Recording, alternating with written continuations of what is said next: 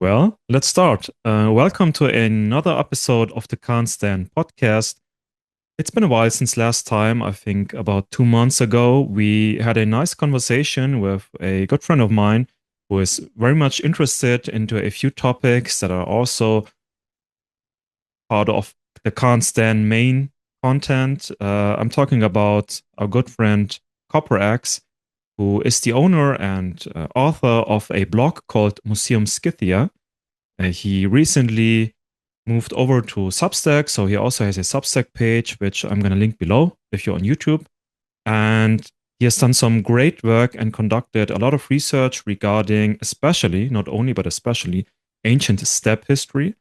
And in the last episode, we talked about the Xiongnu people and an article of two researchers in Europe who argued that the Xiongnu or the core of the Xiongnu might have been of Yeniseian origin, and CopperAxe and I basically refuted that claim. We also asked the two researchers to, maybe take our invitation and conduct a four-way interview sometime, but I never got any message, and I don't think that CopperAxe got any replies either. But we did get some very nice feedback by you guys and gals, and the interest was so high or so great that we decided to make another episode and this time go a bit forward in history. So today we're going to talk about the Xiongnu, but especially what happened after the fall of the Xiongnu Empire, various steppe peoples, and some other niche topics that we can knit right into it. So with that being said, once again, welcome back, CopperAxe. Good to have you on board. Yeah, thanks. Lovely introduction. No, it's yeah, no, it was really fun to see the yeah, all the feedback and all the lovely comments on the last episode. I noticed that apparently we have an overlap in fan base because some of the people that are subscribers of your channel also happen to be followers of my Substack, and they were not aware that we knew each other. So, it's awesome to see. And yeah, I'm very glad to be here for another episode. Yeah, it's going to be fun. As you mentioned, right, the topic is going to be the Xiongnu Empire and its collapse. What happened to all these various groups after the collapse of this empire, and how this ties into the various nomadic groups that we see in the Middle Ages, which for the most part happen to be Turkic speaking. What is the connection there with all these groups? How did that develop? What happened? And yeah, I think we're going to explain that. Definitely. So I suppose our little secret is out. We have been consulting a bit and talking most of the time without much organization about this ancient history. And we also talked a lot about the origins of the Xiongnu and possible connections between the Xiongnu and the European Huns of Attila, but also the Caucasian Huns. And what was, I suppose, missing in our private discussions and what I would like to talk about today with you and discuss with you is what really happened immediately after the Xiongnu Empire disintegrated in like 89 AD. After the Chinese armies basically destroyed the Xiongnu and sort of enslaved many of them at the Altai Mountains. And also the connections between the Xiongnu themselves and maybe certain other steppe peoples where the connection might not be as clear as it should be. So maybe we want to start with the first topic. Um, what happened to the Xiongnu? I mean, we talked about the rise of this big empire under Moduchanyu or Bagator last time. And, this was the first time that the steppe people, at least in the eastern steppes of Eurasia, were united under one banner under one monarchy, one could say. Maybe not as organized as, a nation state today is, obviously, but still somewhat peaceful within. And this came as a reaction to the Chinese Han dynasty, who was getting wary of various nomadic incursions in the north, which is the reason why they built that great Chinese wall back then. And 2 centuries pass, and suddenly the Xiongnu are gone. So, what the hell happened there? Yeah, very good question. I guess if you could like if you look at like the grander history of steppe nomad history, it seems the same thing happened, which happened to every single empire. they have a very explosive start, which involves a lot of conquest, a lot of subjugation of other people, bending the knee towards this new, mighty, victorious, powerful entity. And then over time, that power just fades away. It breaks down. You get inner rebellions. As the dynasties go on and go on, these rulers that have so many children and so many children in generations, you get feuding factions within your ruling dynasty, and then you you always get a collapse. And this is something which you see in almost every steppe nomadic empire, right? And even the ones that are some of the most long lasting, they only last a few centuries, right? Um, the Mongol Empire broke into three pieces, like what, like three generations after Genghis Khan or something, right? Yeah. Um, for instance. And so with the Xiongnu, I would say, you actually have a really long-lasting empire, where the first troubles between the start and the first troubles within the empire, it's a century basically, right? When you have the Xiongnu civil war in what is it, like 70 BC or 60 BC, somewhere around that time. Around that And time, yeah. you have these various factions that break off, different sort of subjugated ethnic groups that declare themselves Xiongnu and break away. And eventually this all gets, I think under CC Xiongnu, this all gets, it ends, you know what I mean? And this Yeah. does interestingly coincide with archaeology because it's around that time in the latter half of the first century BC that you start seeing these Xiongnu burials that are very typical for central Mongolia. They start showing up in the western regions, in Altai and Tuva, etc. So there seems to be a consolidation of power which occurs, but not forever, essentially, because by the time that you get to the first century AD, the Xiongnu is it breaks away, right? It breaks into the northern Xiongnu and the southern Xiongnu. And the southern Xiongnu are the ones that basically um, bend the knee to the Chinese powers, and they become subjugated frontier people living in the interior. However, eventually the Chinese states they collapse, and this creates this period where you have all these various nomadic factions that run different parts of China. We talked about that the last time, where you have the southern Xiongnu, you have the Jie, you have the Xianbei, which then eventually start, you know what I mean? The Toba Wei dynasty or Northern Wei Yeah. dynasty. Yeah. And but going back to Mongolia, you have the northern faction, the northern Xiongnu, which existed for a while, but had a very bad run with both the Xianbei, an emerging power that was going to be um, them and their descendants are going to be the dominant factor in the steppes through various entities for centuries. You also had China, after more than 2 centuries of warfare against steppe nomads, kind of really understanding how to defeat them, but also having many steppe nomad warriors in their employment, right? And Mm. you obviously have the famous Battle of the Altai, where around 89 AD, the northern Xiongnu they get defeated, and then I think there's another attack in 91 AD, wherein the leader of the Xiongnu fled westwards and is never heard of again, except for like some remnant groups of northern Xiongnu groups that are found in Xinjiang and etc. that then are subjugated by the Chinese. And Mm. before we go on, right, I do want to mention that very often I think basically essentially since the story of the Xiongnu and connections to the European Huns became known, it was always quite interesting to connect the Huns to this northern Xiongnu, which in 89 AD fled away from the Altai Mountains, drifted into obscurity, and then disappeared for centuries until washing ashore on Eastern Europe and arriving as the European Huns.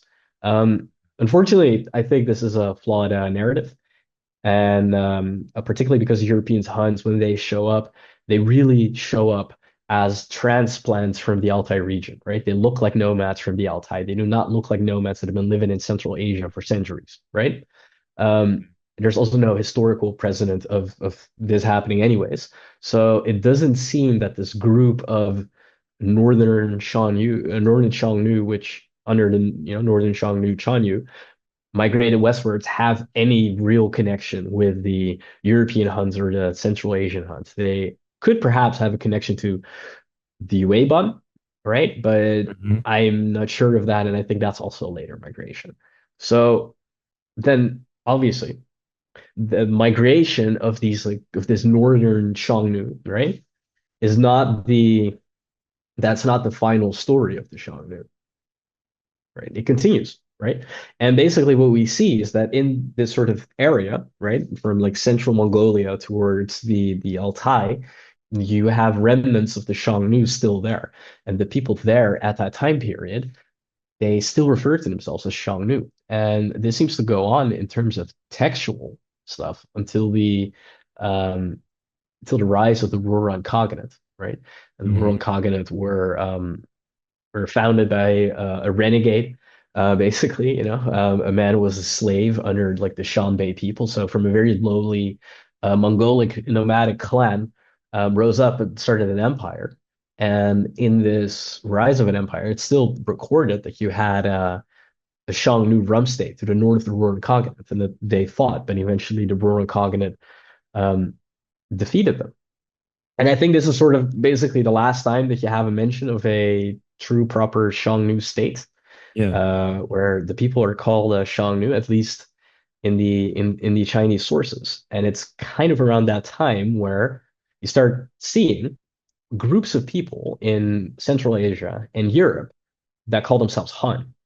So, and I think some historians, I think like Etienne de la Fassière, if I pronounce his name It's in correctly, French. I think, Yeah. yeah, I think he was the one that proposed that the fourth century AD, so this like explosion of nomadic tribes which call themselves Huns, which then radiated from the Altai regions into Central Asia and Eastern Europe. And I think he's very much correct there. Particularly because, like I said earlier, the genetic ancestry of the European Huns does not look like a population that had been drifting for centuries. It looks like a population that had maybe just like 1 century or 1 century, 1 generation ago, migrated from the Altai towards the Volga region. Yeah. Yeah. And would there are also other genetic connections? We have genetic samples from the Altai from, let's say, the 4th century AD that have the exact same paternal haplogroups, which the European Huns have, right? And also later, Oghuric Turks and also other common Turks, they have, yeah, they just share the same paternal lineage. So there's a very, very close connection between these Turkic populations in the 4th century AD living around areas such as the Altai and Tuva and European Huns. But that is also not everything of the story, right? Because you fast forward a few centuries later, you start seeing all these various groups. The Ashina, Göktürks, the Chela, the Yenisei Kyrgyz. In Europe, you get all these various Oghuric Turkic-speaking people, and then also like other, common Turkic-speaking people, Pechenegs, Kipchaks, etc. And all these populations all have a connection to the Xiongnu. If there's any Chinese records regarding their origins, they basically always mention the Xiongnu. And or they have their own founding myths, like the Chela, which mention the Xiongnu and the Chanyu, etc. And yeah, then it becomes like an interesting debacle. If you have all these groups, populations which show up centuries after the Xiongnu, and they have connections to the Xiongnu, people can very clearly recognize them as the descendants of the Xiongnu. Then why do they all have different names? Yeah, that's a good question. You Yeah, know, and while we're talking about names, because you briefly mentioned like a few minutes ago about certain steppe people either, having been inhabitants of the former Xiongnu Empire or maybe being adjacent to them, whether they called themselves Xiongnu or not. So obviously, the Xiongnu or Xiongnu as a term, as a name, was coined by the Chinese. And we don't really know for sure what the Xiongnu themselves called themselves, but there are theories with some substantial evidence that it was some sort of Hunu or Huna. And yeah, you're completely right. This name reappeared many centuries later in Europe, but also in Central Asia and Western, Southern Central Asia, even up to Afghanistan and to the gates of Iran. Uh, what I would like to discuss is this affiliation, this name affiliation. Um, because you talked about, many groups being Turkic, of course, and being Turkic or Mongolic or Chinese as maybe a matter of language, first and foremost, but of course, traditions, culture, DNA to some extent. Um, when the ethnic Chinese identity. speak, Yeah, exactly. When the Chinese, many centuries after the Xiongnu, after basically no one can even remember who Modu Chanyu was in the steppe, when they suddenly talk about, for example, the Ashina Turks being sort of, yeah, basically stemming or coming from the Xiongnu, do they mean it in a political sense or in an ethnic sense? What do you think? I think the Chinese very clearly state this in an ethnic sense, and I'll explain why. So Sure. it is the fact that like when the Xiongnu starts from Chinese records, when they talk about these nomads on the other side of the Yellow River, like harassing them, doing raids, attacks, conquests, that is a particular bundle, right? That's a particular group which call themselves Xiongnu or Hanu, right? True. Um, these are led by leaders such as Tumen, right? Later Modu. And the Xiongnu, they conquer northwards. And obviously, well, we don't know for sure what the language of this early Xiongnu were. If you were to put a gun to my head, I would scream Turkic for the love of God, it's Turkic. But Yeah, I mean, to be quite honest, there's just nothing to work with, right? true. Yeah. Um, but what we can be like really certain of, based not only off of logical linguistics, but also DNA, right, is that large areas of central Mongolia, eastern Mongolia, the inner Mongolian regions, etc., the Transbaikal would have housed Turkic-speaking people. So, um, whatever environment the early Xiongnu would have originated from, this at the very least would have involved a very large amount of Turkic, basically, both in a linguistic sense, but also sort of in a populations with an ethno-linguistic identity. And when they conquer northwards, they conquer all these various populations. There's all these different names, groups. Some of these names they do not exist. They do not show up in history later times anymore. Other names do continue to show up in history. And my takeaway from that is also based on the letter which Modu Chanyu had written, right? Is that when these people were all conquered, they all became Xiongnu. Kind of like in a sense how the Mongols used to be a tribe of Mongolic people, but then all these groups later on adopted the name Mongol anyways. And I think that this happened with a lot of the groups within particularly the core area, the Xiongnu Empire, so like Central Mongolia, etc. So I think whatever earlier ethnic identities a lot of these groups would have had, I think they would have faded away. And I think they would have just adopted a Hun identity. I think perhaps in the peripheral regions where um, the people were just biologically different, right? They had different ancestry, different genetics, different burial customs, different traditions, sometimes different economies, right?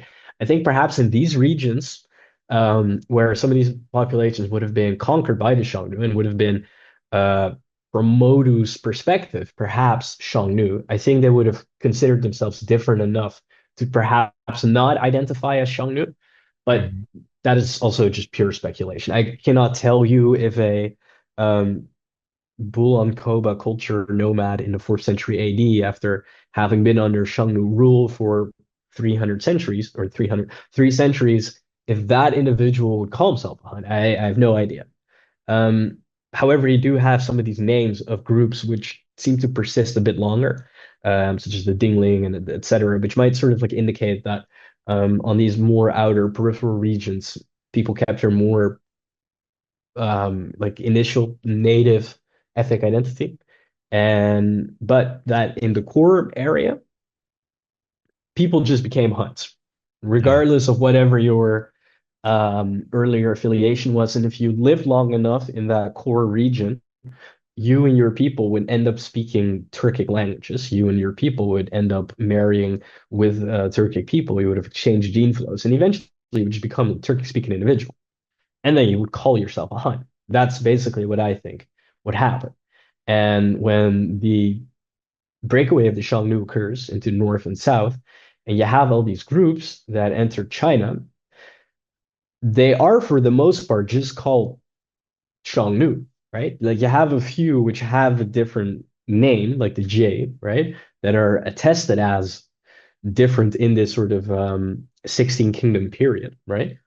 But and you have like some other like groups, but for the most part, basically what you have is like you have tribes of Xiongnu, um, which are recognized as being Xiongnu and of Xiongnu origin, living in northern China. So I think for the most part, there was a an ethnic connection to identifying as Xiongnu, and that would have, for the most part, been related to, well, having a Turkic ethno-linguistic identity, language, speech, customs, blood, etc. Yeah. Yeah. But at Which, some point, it's changes because at some point it's not the Southern Xiongnu. At some point, it is these people which descend from the Southern Xiongnu called the Göktürks, called the Chela, etc. And that is something interesting because at some point, those people, their ancestors, must have called themselves Hun, and at some point, their ancestors must have stopped calling themselves Hun. And where exactly that happened is a bit of a mystery. And it's very interesting, I think. yeah, that would be so difficult to answer, even if you had some more sources by, let's say, the steppe peoples themselves, because, yeah, I mean, so the Xiongnu, I wouldn't say identity, but the Xiongnu state stops to exist in around 89 or 100 AD. And then the Göktürks, they found their empire in 552 AD. So we have like 4 centuries in between where so much has also happened. And the one people or the one well, the one entity that in between, even before the Rouran Khaganate, reigned somewhat dominantly over the eastern steppes were the Xianbei. Now, for those who are not as invested into this history, Xianbei sounds very much like Xiongnu, just a bit different. But this is also the name that the Chinese gave to these people. And you talked about also last time about how of course, the core of the Xiongnu either were Turkic or at least the Turkic groups were dominant in that regard. But we, of course, also had the Mongolic peoples more to the periphery, to the east of the core Xiongnu Empire, which were subjugated by Modu Chanyu and his successors. One of them you mentioned, the Donghu, for example. When the Xiongnu stopped to exist and their remnants either they fled politically or they were subjugated by the Chinese, where do the Xianbei come in? Did they reign in the same style as the Xiongnu did, as in a somewhat serious monarchy with clear structures, clear hierarchy, or was it more of a, you know, disorganized, typical steppe nomadic state that wasn't really a state and very decentralized? The Xianbei are really interesting. So there's a part which you touched upon, which is important to mention, and it's something that a lot of people, just general pop history, they tend to ignore. You always have these people that ask, "Wow, the Mongols, they're so crazy, so fierce, so violent. How were they able to conquer this much?" And Yeah. the interesting part is that, well, they were because they'd been a conquering people for thousands of years. If you look at history, there actually were many great Mongolic nomadic states. The Mongols were just, well, like the last one essentially, right? But even just centuries prior, you have like what the Khitan Liao that immigrated to Central Asia. You have the various states in China ran by various Mongolic dynasties, and this all goes back to the Donghu. So the Donghu are a very old nomadic steppe confederation. I think they're attested around 400 BC or 350 BC, basically like really early. And they have, from that get-go, basically they've always been the population, so they were always directly connected to, um, are essentially always Mongolic. So we can make the assumption that the Donghu were Mongolic. And in fact, this is something that we can actually prove through archaeology and genetics, because the areas where the Donghu would have lived, which is sort of like the northeastern parts of Inner Mongolia and Manchuria, etc., these nomadic burials that we have are very closely related to later Xianbei type burials. And furthermore, we have some DNA evidence from them, and they actually have the one of the key sort of paternal lineages of early Mongolic people. So what we can tell is that the various bundle of tribes that the Donghu were made up of, right? Perhaps would have included some foreigners, some Tungusic people, perhaps maybe some Koreanic speaking people. Some Turkic people, definitely for sure, right? Um, and perhaps, and then that's probably what it is. And but for the most part, they would have been Mongolic speaking, and Mm. they have a dominance of a particular paternal lineage, which is a cousin relative to a very popular paternal lineage under C2. Um, it's C2 F1756 or something. And there's basically two branches. One of them is Turkic, one of them is Mongolic. And all the samples that we have from the Xianbei period, Rouran period, subsequent periods always have this particular lineage. So yeah, that shows just like from a genetic point of view that for the most part, they were just a bundle of Mongolic tribes. They were the Yeah. eastern neighbor of the Xiongnu, which were Turkic. So which kind of does so basically from the three tested groups, right? The Yuetia, the Xiongnu, and the Donghu, each one of them are associated with a different linguistic group, which I think can be an implication that these groups were for the most part ethnically homogenous, as in that they spoke the same um, languages and would have been sort of closely related to one another, rather than these being this like extremely diverse bubble of all these groups are not a people because there's 70 people at once. Like I don't think that is going on, at least in that early period. And the Donghu were powerful. They were more powerful than the Xiongnu. Until Modu Chanyu arose and, as you said, subjugated them. Now, this subjugation caused the breakaway of the Donghu into the two factions, the Xianbei and the Wuhuan. And it is primarily the Xianbei which has historical success, right? They rise up as a nomadic state, which then fights against the crippling and decaying Xiongnu Empire. There's a period, I forget which Chinese source, but this basically mentions that the Xianbei went on the rampage of conquest through Mongolia, and they desecrated every single grave of the Xiongnu royal they could find. Now, we Hmm. do have some Xiongnu elite burials, so they didn't get all of them, but they did allegedly just desecrate a whole bunch of graves. Um, but it does not seem that the Xianbei themselves managed to have this long-lasting, several generations empire, which then stretched from the Altai to Manchuria. It seems that the steppes kind of soon after this event just sort of disintegrated into various groups. And likely, for the most part, there remains continuity in ethnic, well, the population, right? So I don't think that the rise of the Xianbei state actually led to a very significant Mongolic migration into Mongolia. I think it happened to some degree, but not a very significant one. And many of these areas in Central Mongolia, Western Mongolia, etc., definitely would have remained Turkic. I do think that there is a bigger shift when the Rouran Khaganate starts showing up. Um, and I think, but this mostly includes sort of like Eastern Mongolia, etc. And this does cause a shift of Mongolic sort of spreading westwards, which then kind of continues to happen during the Middle Ages and on. And now you kind of have a situation where it's only in Western Mongolia where you can find Turkic speaking people, but Yeah. more than 1,000 years ago, like you could go to the center of Mongolia, you could find Turkic speaking people. So, but yeah, the the Xianbei are also present in northern China. It's primarily the group that's called the Toba.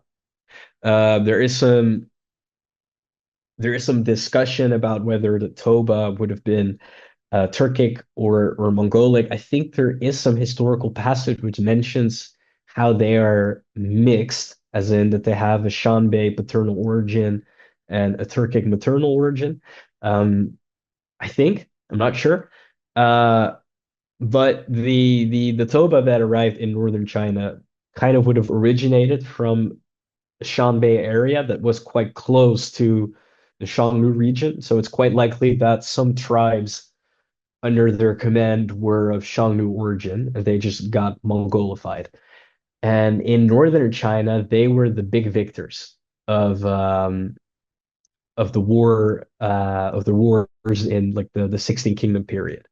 All the various nomadic rum states were conquered by them, and this started the Northern Wei dynasty. And perhaps very similar to the Xiongnu and the Han dynasty, right? When the Han dynasty coalesces its power, The nomads to the north also form one big political entity, right? And now you once again have this consolidation of power, right, in the Chinese Yellow River regions. And what do you get?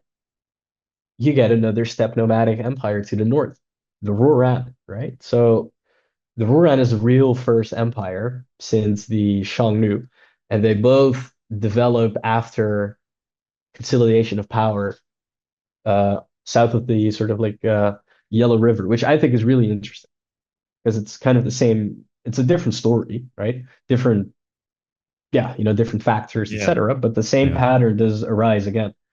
There's a big empire in the steppe develops as a reaction to the whatever goes on in China at the time. You might have rambled a bit, but it was very nice rambling. Actually, you touched upon a lot of topics, very interesting topics. And the second question that I want to dive right into right now is the connection between the Xiongnu and other Turkic groups, because you've mentioned the Turkic peoples quite a lot now in this episode. But what really is the connection, and how much evidence do we really have about Turkic groups who really may have stemmed from the core Xiongnu people? Yeah, that's a very good question. It's something that you can, I think, argue through two ways, which is archaeology and DNA, because they're a bit less interpretational than linguistic data. The only problem is that I do think that archaeology is still very interpretational and can be often misunderstood and misinterpreted in various ways.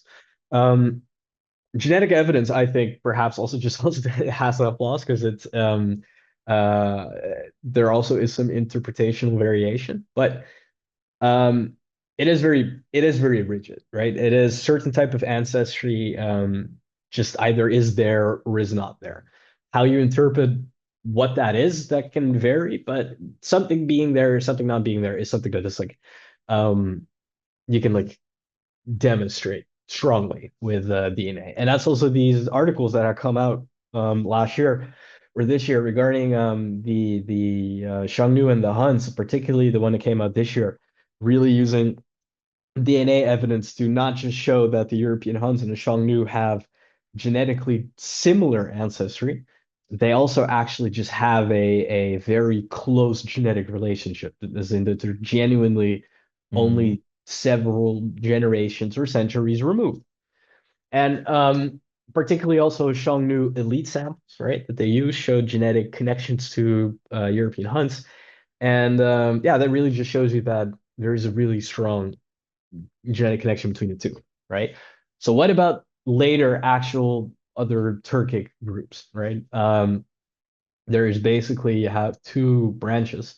You have the Oguric Turkic branch, and then you have like the Lear or Common Turkic branch. The Oguric branch still exists. Chuvash is a language which is still spoken, and it's the only Oguric Turkic language that exists. But in ancient times, you had Bulgar, you had Khazar, and you had all these various Oguric Turkic languages, and also the language of the European Huns was an Oguric Turkic language, and all these subsequent year groups, Sabirs, etc., um, all Oguric, right? But at some point, you started getting common Turks, right? So like the common Turkic language, which are most of the Turkic languages spoken nowadays and spoken throughout the Middle Ages. And obviously, the first time that they show up is in context of the Western Turkic Khaganate, and also Mm. the leaders of the Khazar Khaganate were actually common Turkic people from the from Western Turkic Khaganate. And over time, you start getting all these new nomadic groups, such as, like the Oghuz, the Pecheneg, Kipchaks, etc., that are all common Turkic people. The same in the earlier times in Mongolia, you get the Ashina, right? The Göktürks, you get the Kyrgyz, you get the Yeah. Chela, and we have some DNA samples from this area from Mongolia during the Middle Ages. We don't really have that much. We have some samples from Russia and the North Altai region from the Middle Ages. We have some from Central Asia, Kazakhstan and Kyrgyzstan, and then like we have quite a few um, samples from Hungary in terms of medieval European steppe nomads, but these are for the most part common Oguric Turkic people, right? As far as like the Turkic samples that we have. So what we can Mm. tell is that all these medieval Turks, a significant portion of their ancestry is what you could call Xiongnu ancestry. Xiongnu ancestry is a, a genetic profile of mostly Northeast Asian ancestry with a bit of sort of Scythian, Eastern Scythian, or Central Asian Saka type ancestry. And you could think of sort of maybe like 80-20%, right? This is a significant part of the ancestry of the medieval Turkic nomads, but it oftentimes is not all of their ancestry. So what we can see with quite a few groups is that they have an additional layer of Western ancestry relative to the Xiongnu period.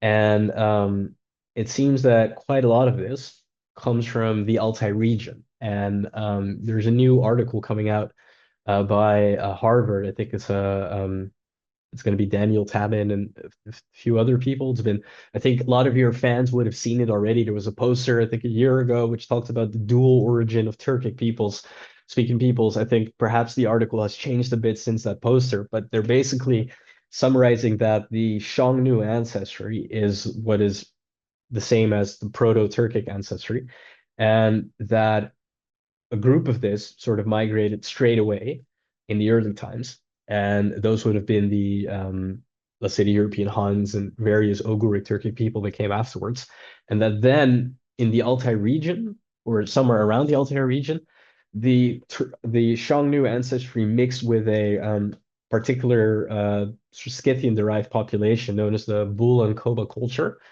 and that the various medieval Turkic speaking people they all descend from these mixed populations. And we have some DNA samples already from medieval Turkic people that actually have quite a bit of this ancestry, right?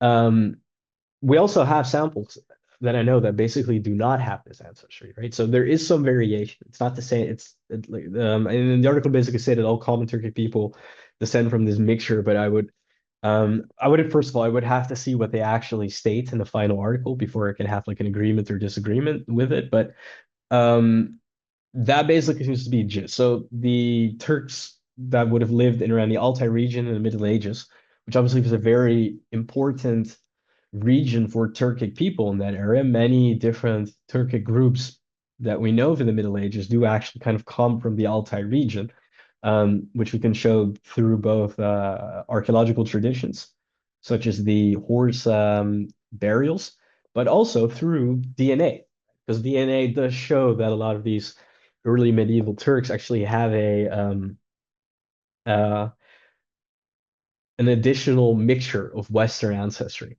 Even if the sources themselves would not have been entirely Western, right? The sources themselves would have had a mixed West Eastern genetic profile. Um, that additional ancestry, yeah, does this change the genetic makeup a bit, but it doesn't remove from the fact that the core of their genetic base is still that Xiongnu ancestry. And then that also, obviously, when these nomads expand, right? Whether it's in Central Asia or whether it's in Europe, um, they mix with their neighboring people. So some of these Turkic samples that we have from Central Asia have been in Central Asia for centuries. So they have ancestry from Sogdian type people, right? In other areas, like I think a sample from Romania, we have some Turkic, I think perhaps Oghuz, Pecheneg or something, but it has some amount of Magyar ancestry, maybe like a quarter or half of his ancestry or something, does come from Magyar people, right? So you can see that like over time, at, depending on a region, they mix with other people, and that does lead to a decline of what you would call Xiongnu ancestry. But Yeah, it there's is yeah. ultimately the same. It Hmm. is like the core that they have, and it is also the main ancestry that connects them to the other branch of Turkic people, Oghuric Turkic people, right? Um, But yeah, that in summarized. It is something, I suppose, that out of all these steppe peoples that ever emerged from, let's say between the Hungarian plains and Manchuria in between, the Turkic peoples, of course, not only migrated the most away from their, let's say, original homelands, wherever that may have been originally, but they also mixed the most with neighboring peoples. I can see, in the poster that I suppose they also claim, the researchers also claim that basically the Turks, the Anatolian Turks, who, well, migrated into Anatolia and Thrace and so on, that they directly descended not from what they call Central Asian Turks, but from the Shas Turks. So from the, well, original homeland where also the Göktürks stemmed from, which is something completely different and has nothing to do with the Xiongnu, I suppose. But I find that to be interesting because the common narrative in Turkey herself, among Turkish peoples, Turkish historians, and so on, and also something that I see most realistic is that the Turks in Anatolia descended mostly from the so-called Oghuz Turks, which you also mentioned, who in turn did stem from the Altai Mountains, but mixed a lot with the Sogdians and other local peoples in Yeah, Western Central Asia. no, Uh, no, you're entirely correct. So, yeah, so basically what the thing with the first Central Asian Turks, right? That like it kind of means sort of like the ones the Xiongnu people that then directly migrated into Central yeah. Asia. Mm. I mean, I will say that like if you look into actuals, for instance, right, we have with the Bull and Koba, they have particular types of paternal lineages, and a one particular paternal lineage that seems to be Bull and Koba linked is a J2 haplogroup, J2PH1795. From the top of my head, maybe I'm incorrect, something along those lines. That haplogroup Yeah. is basically a Bull and Koba haplogroup. However, we do have a Xiongnu sample with that haplogroup, right? But a quarter of his ancestry was of a Scythian type, a quarter of his ancestry was Xiongnu, and half was Chinese.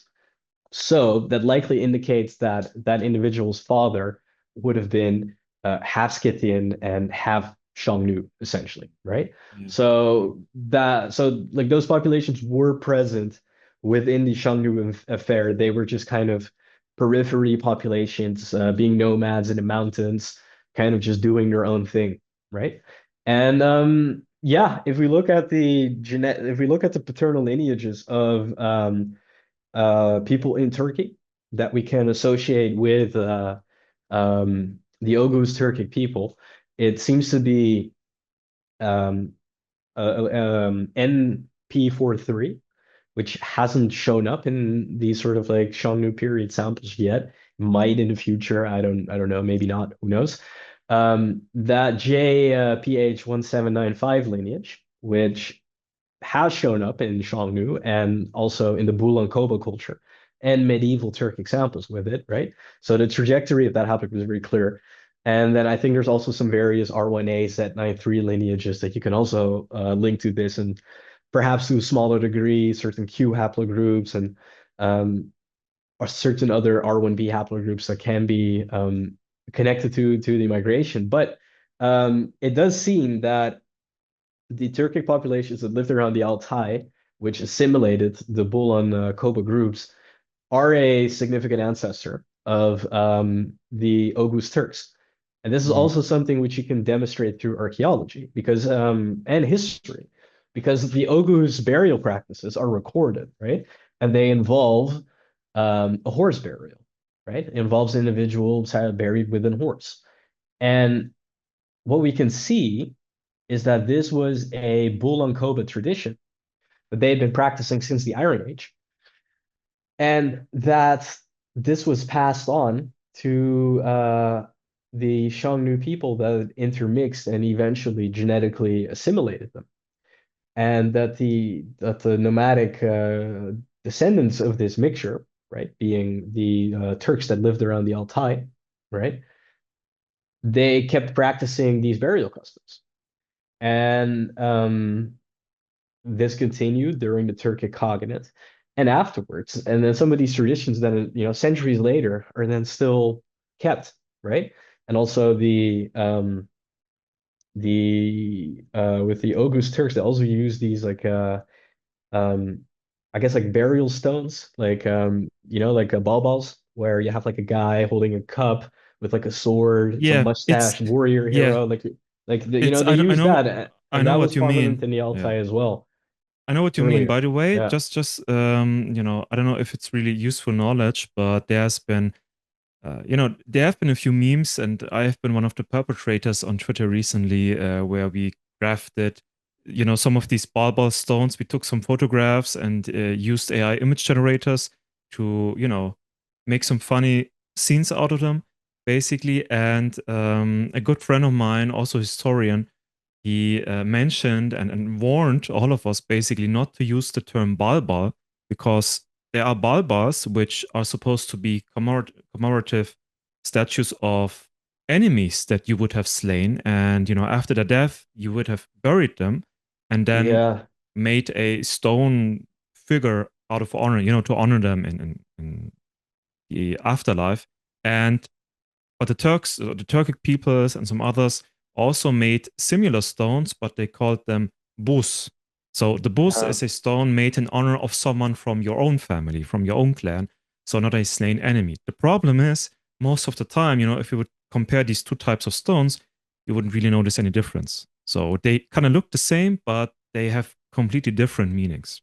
is it perhaps the case that the ones that are like these really large, elaborate cup, sword, mustached warrior hero type statues, that these are the second ones you mentioned, and that like the smaller, less decorated stones that you have, that those are the Balbals, the Most of the time, the slain yeah. enemies. Yeah, yeah, that Most would of the make time, sense. yeah. Yep, Yeah, yeah. absolutely. No, that's very interesting. But yeah, no. So I think that is like what the genetics. So to get back to that topic, so I think that is what like the genetics shows, is that um Turks in the Altai in the Chechen region, I think as well, assimilated the later Scythian derived populations and yeah, kind of acquired these secondary Western gene flows. And Yeah, but I'm not sure if this is applicable to all medieval Turkic groups at that time period. right, right. But since that area, right, the Altai to the Chechen Mountains, it's essentially in the middle of the Turcosphere, right, with the most eastern side being the Mongolian steppes and the western side being, the Central Asian and European steppes. I do think that like that area could have played a significant role in demographics and probably all groups ultimately have some ancestor that can be linked to those areas. But many of these groups do really generally just have are either fully derived from the Altai or partially. I think the Kipchaks as well, the Göktürks, certainly the Karluks lived in the southern Altai before moving into Central Asia, I believe. I think it's only like a few ones, like I guess like the Chele, Uyghurs, Kyrgyz, which do not have a clear Altai-derived origin, as far as I know. True. But Right. I Yeah. mean, perhaps But genetically, the Kyrgyz are a really interesting one because they are. We talked about this before, but they are like just so different from many of these other Turkic groups on so many levels. And I do expect because we don't have any genetic samples from the Kyrgyz in the Middle Ages, and I think it's going to be very difficult because they like to cremate, right? So it's going to be difficult getting samples. But I kind of expect them to also have a sort of strong local genetic element, right? Because we talked about this earlier, right? Like you have all these like Turkic stories which involve uh they involve a founding myth with a man and a wolf or a woman and a wolf. There's some kind of mixture between human and wolves from which then Turkic groups derive from, right?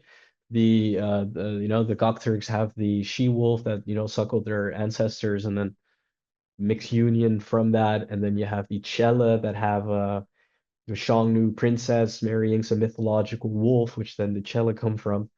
But then you have the Kyrgyz, which have a completely different tradition. They say that many generations ago, a man mated with a cow in a cave, and from which the Kyrgyz descend from, which I always find very interesting because while you do have wolf and she wolf suckling boys is a theme in Indo-European um, mythologies. Like very famous one is the foundation of Rome, right? It involves that element, but then also Yeah. the leader of the Husan, right? But there's no um yeah, it's a bit different from how it occurs in the Turkic and the Turkic ones. But in many of these Indo-European religions, there also is a strong element of a primordial cow, or like a mythological cow that then sort of burst the world, or etc. And in these areas, you actually have a lot of petroglyphs in the Bronze Age and the Iron Age of very clearly mythological cows. So I wonder if that slightly different mythology, instead of man and wolves, right? It involves a man and a cow in a cave. I wonder if that is a holdover from the previous people. It's a good question. Yeah. I Yeah, don't it know. would make Maybe, sense, I maybe, think. yeah, maybe we are going to talk about some of these certain groups like the Kyrgyz in the future. Um, by the way, I think you wanted to give a shout out to a certain someone in that regard. Oh yeah.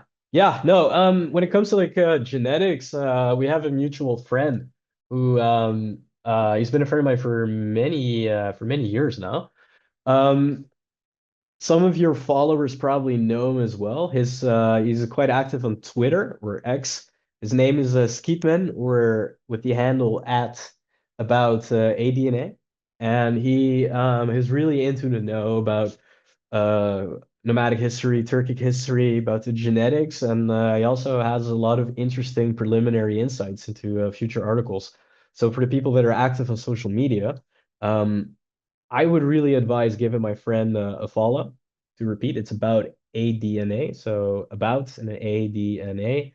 So it's Skidman, and I mean, for instance, he even posted just an hour ago about like new DNA samples. So if you want to be up to date about nomadic history, nomadic genetics, please give him a follow. Everything that I say, everything that he says, we basically always agree. Not There could be slight disagreements, but for the most part, um, yeah, for the most part, we say the same stuff because we're both correct. Simply put. Yeah, And awesome. yeah, no, I figured I figured give him a quick shout out because he's like friend of yours, friend of mine. And Yeah, for the people that like this, the stuff that we've been talking about, I think uh he is somebody you should follow. I definitely wholeheartedly agree. Yeah. Now, Yeah, I have yeah, one last question for today, and it is awesome. supposed to bring all of these topics that we talked about. And as always, we delve into so many subtopics and adjacent topics. I want to bring it all together as one last question, and it is about the question of, well, who succeeded the Xiongnu? And I don't mean it in the sense of what happened afterwards, which we already talked about, but which of these people, and maybe even some that we haven't mentioned yet, which peoples in the steppes would you say could be counted as successors of the Xiongnu in their own right, as in they either, well, most likely directly descended from them, or they saw themselves as Huns in a political sense and continued what Moduchanyu had begun some centuries earlier. So, what's your opinion on that one? Yeah, Jesus, that's a big question. So I guess I guess what I could do is I could quickly rattle off all the various groups, which involve the European Huns, the Central Asian Huns, Sure, yeah, the various archaeological Hunnic material cultures in the Altai and the Tuva that are not really attested historically, except for yeah, that one Xiongnu rump state attested in the rise of the Rouran Khaganate. The various Turkic medieval groups which descend from the Xiongnu, such as the Göktürks, the Chelle, the Kyrgyz, the Uigurs, the Kipchaks, the Yogus, the Karluks, all these groups, right? There's too many to count. Uh, all Turkic populations essentially derive from the Xiongnu and carry the legacy of the Xiongnu not only through their history, not only through their culture, but also just surely, through their bloodlines, right?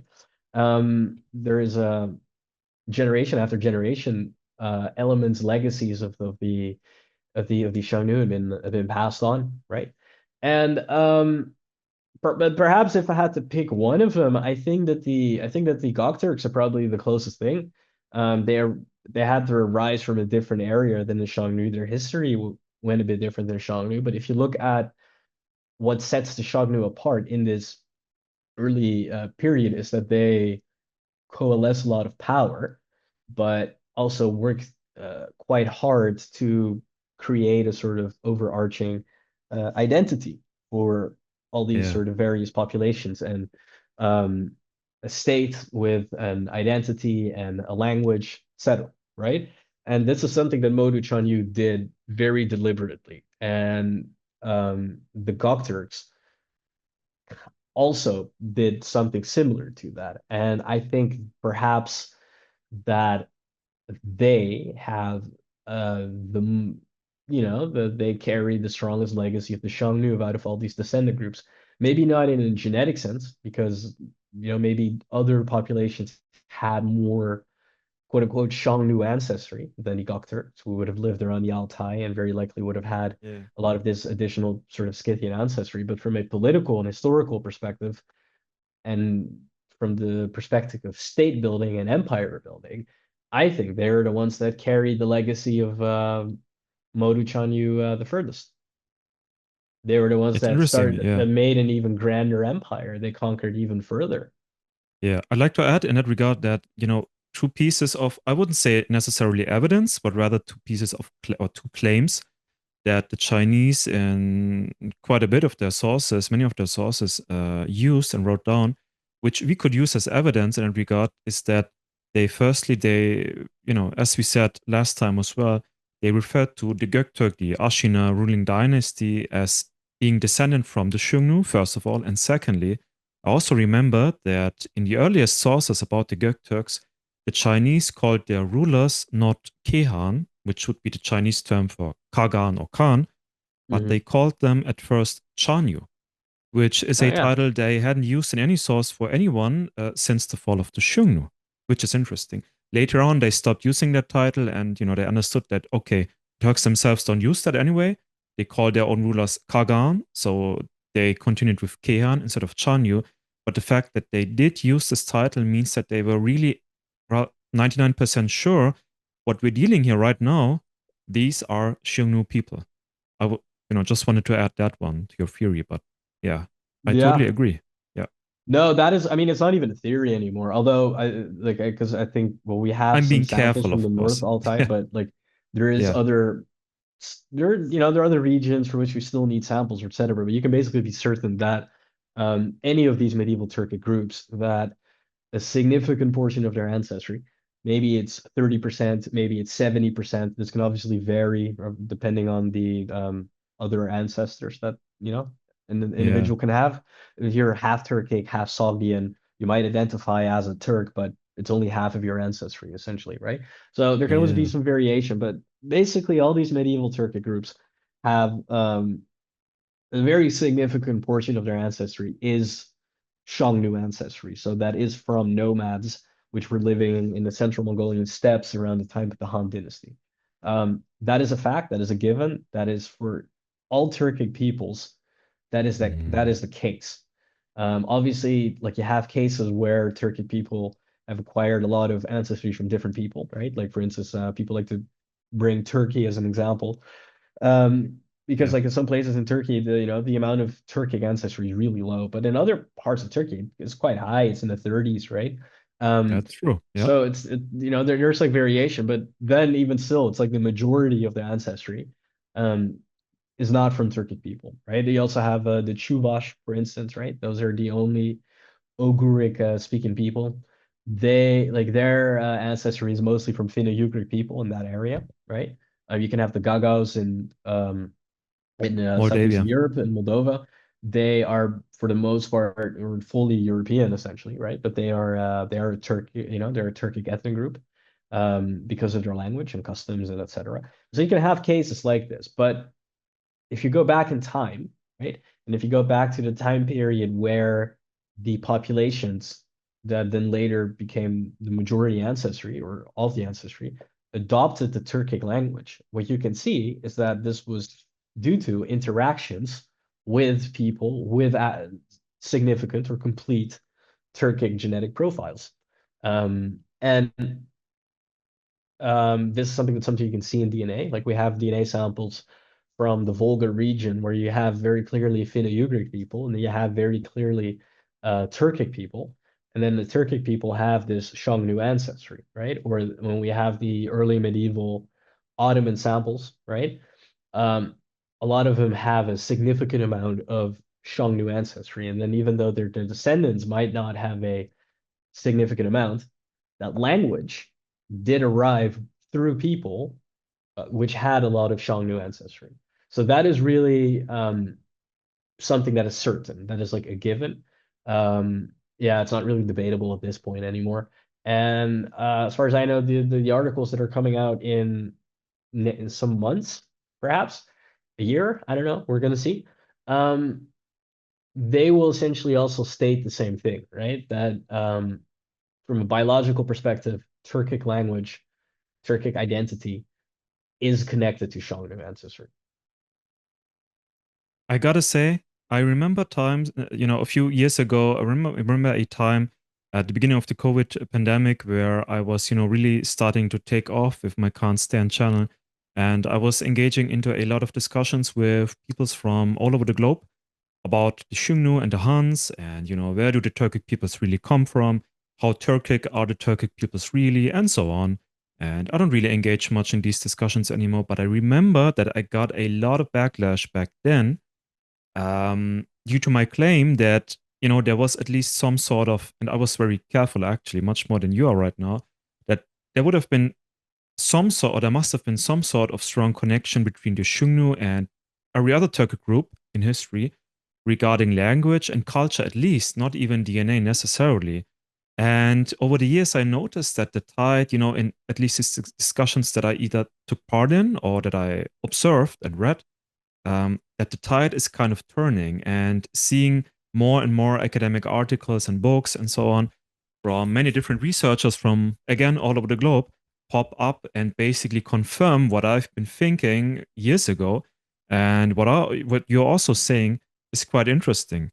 The one thing I suppose that still is, debatable or causes a lot of controversy, as you just said, are specifically the Turks in Turkey herself. But I suppose it's, such a special case also due to the faraway geography from every other Turkic people in Asia, and also the fact that they develop so much differently than, I don't know, some villager in Kazakhstan.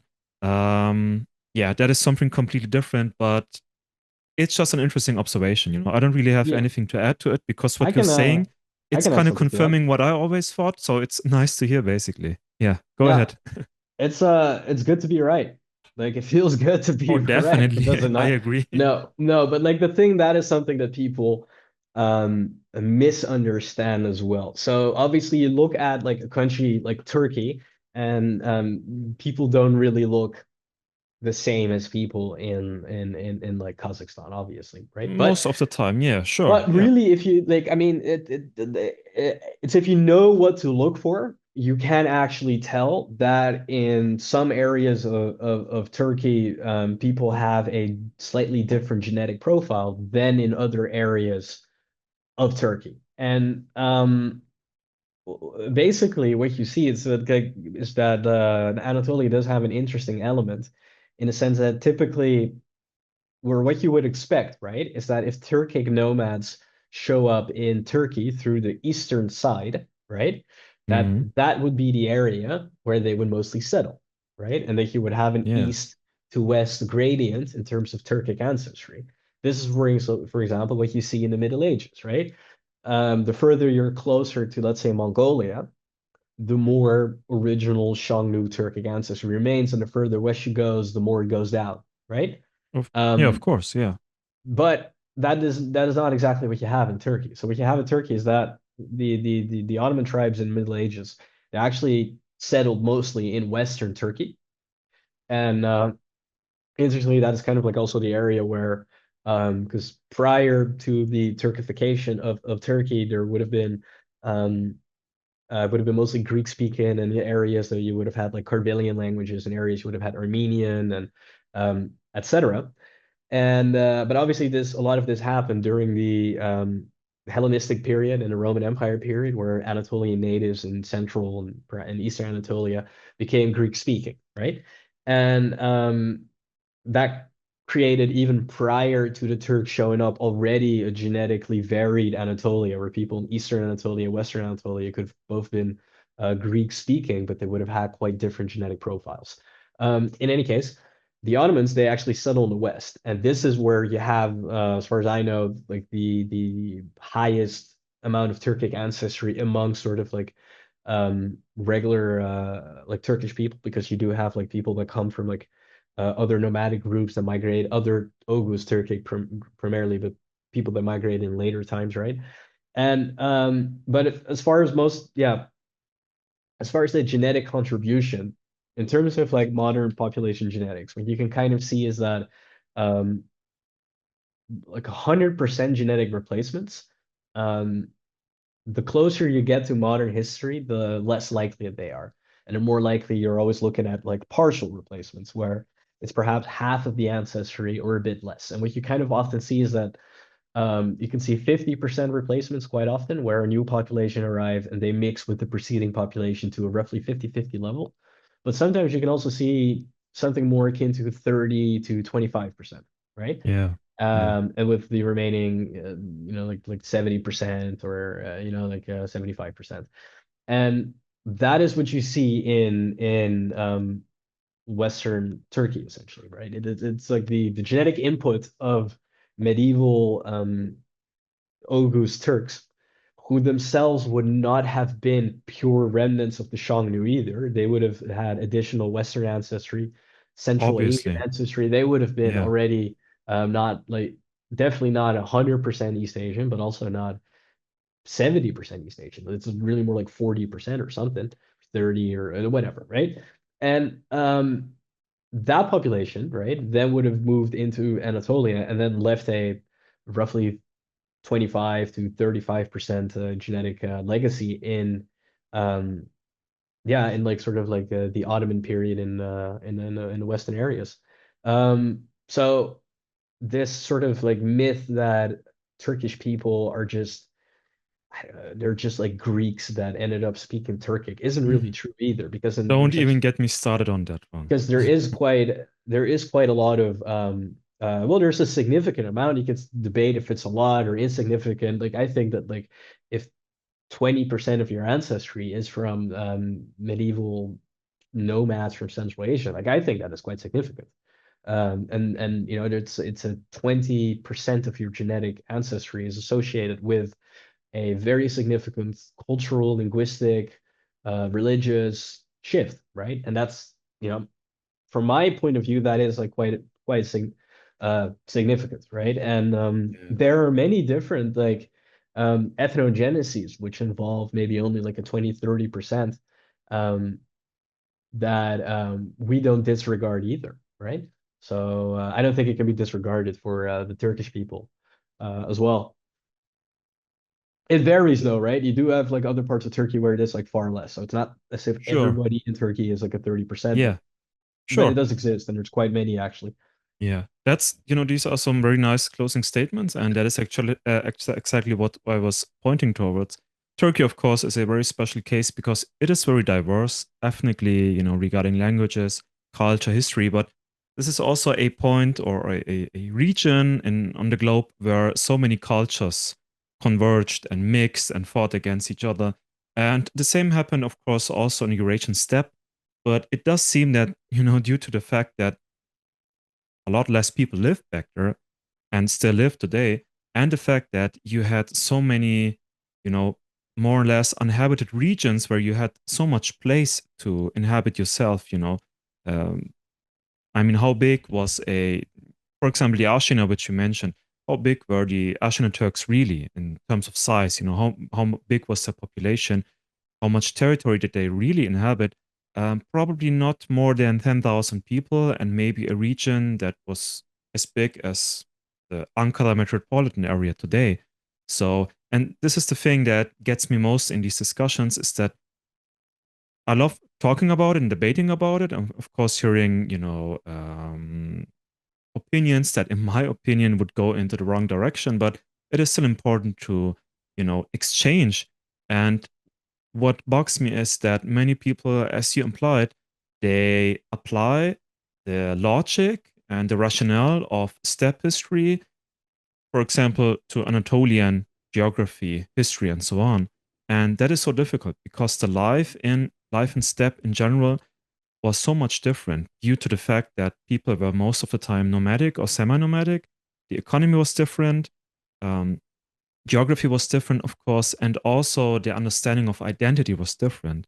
And I think we did a rather good job in that regard when it comes to the Xiongnu, because I think that by now, at the latest, our viewers and listeners, also on the Constant podcast, by the way, will have understood that, we started with the Xiongnu, but this term encompassed so many different peoples, Turkic and Mongolic and something else. And they dispersed into so many regions, created so many different states, some of which we haven't mentioned and debated today, like, for example, the Hephthalites, the Kidarites, the Chionites, and so on. We know that Yeah. they existed to some kind and they were powerful, but we don't have any details of them whatsoever. We don't know how they lived, how big their cities were. Did they really speak Turkic or Bactrian or Indian, maybe, or something in between? To which gods did they adhere? So there's so much information missing. But even then, we can say, in my opinion, and I think you will agree with me in that regard, that they have one thing in common. They did descend from the steppe. And even if they did not necessarily belong to the core Xiongnu people, to the Luandi clan, to the family of Moduchanyu and Teoman or Tuman, they did have strong connections. And I think I have to agree with you. The one thing or the two things that they had in common were the language and they are related genetically. I don't know Yeah. where I No. wanted to go with this, but yeah, that is my closing statement of sorts. No, Take no, it that as does you will. seem, yeah, no, that does seem to be the case. The problem is obviously with the particular groups you just mentioned, the Central Asian Huns, is that there's a, like you said, there's just a gap of knowledge, right? A lot of it is historical.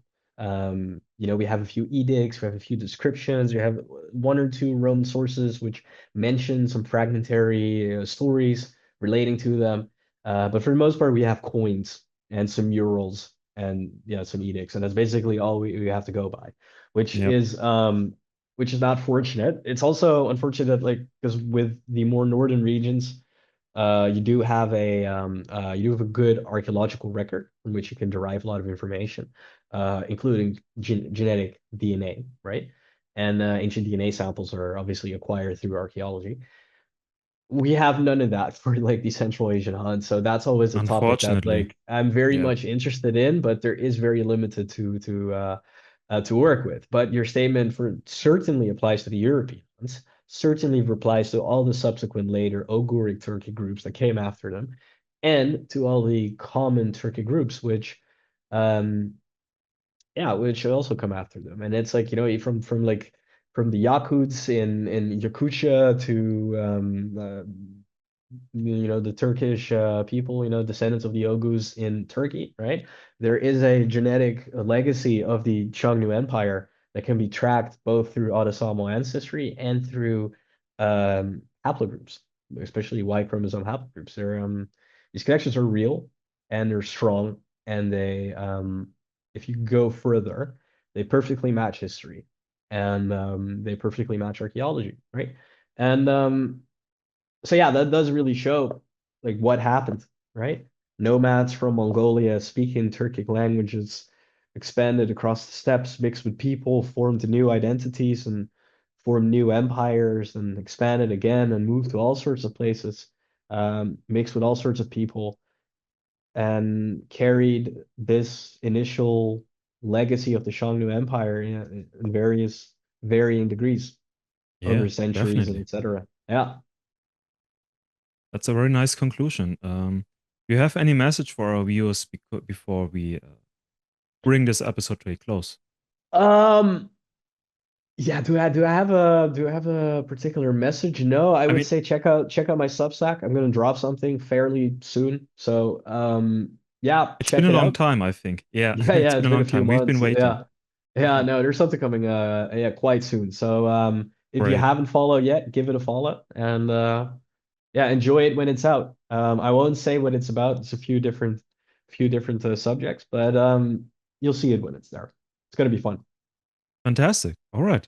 Then thank you, CopperAxe, for once again joining me on the Yeah, Constant you're welcome. podcast. This episode is, well, I need to make a quick shout out this time. This is sponsored by nobody but my fellow and loyal Patreon supporters and members on YouTube membership, and those who donated recently to a project of mine, a big project, maybe my biggest so far in all of these. Well, it's been nearly 6 years, I think, since I started Constant.